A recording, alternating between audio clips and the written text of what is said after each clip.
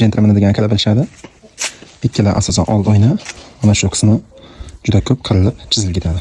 Bunga sabab mana bu barxit ostki qismiga tosh, loy, qum, yomg'ir qorlarda tiqilib qoladi. Bu o'yindan ko'tarilib tushganda chizib tashlaydi. Buni har 6 oy yoki bo'lmasa 1 yilda tozalab tursa, bu muammodan qutulsa bo'ladi. O'sha sharoitda hozir shuni o'rgataman. Eshikni ocha olamiz. Mana bu qismda bitta samarez bor, buni yechamiz.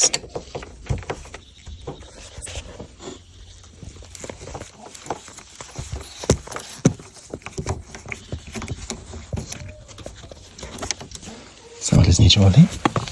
Endi atirgan minus tomonini qo'yib olamiz. Mana bu yumshoq tus ochib olamiz.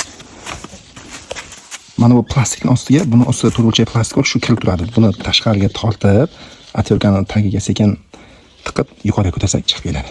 Hozir shuni bir qo'ldan bir shakl qilamiz. Bunday qildik. Tortdik.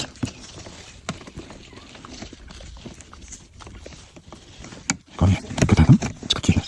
Hozir mana shu qismni qishirasiz chiqarib olish kerak. Endi buni ostki qismini kirganini ko'ringlar. Tuproq. Imon barxatdan qaranglar, qanchalik raso. Oddiy o'sha yerda mana bunaqa chelakni olib, ichiga solamiz chelakni. Bunaqa yumshoq sochiq bilan yaxshilab tozalab yuvib tashlaymiz.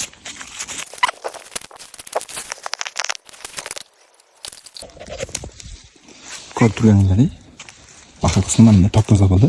Buni joyiga joylashtiramiz. Joyiga qo'yishdan oldin buni ost qismini ham yaxshilab artib tozalaymiz.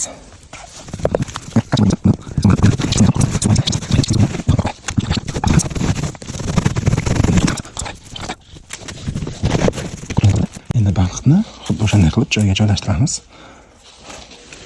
Mana bu uchi bakoy oynani ostki qismiga ozgina kirish kerak. O'zi chiziq ko'rinib turibdi kiradigan qism. Shu joyiga bir qo'lda tiqish kerak. Mana joyiga bordi. Eshikni sekin yopamiz. Sekin joyiga olib kelamiz. Buni mana bu qismini ozgina ko'tarib pastga itaramiz. Ko'rib turganingizdek joyiga bordi. O'sha samarezni o'z joyiga qotirib qo'ysak, shu ishimiz bitdi.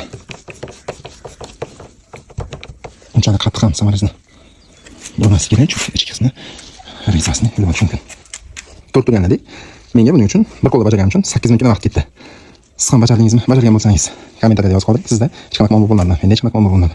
Video yoqmasa like bosishni chiqmasin.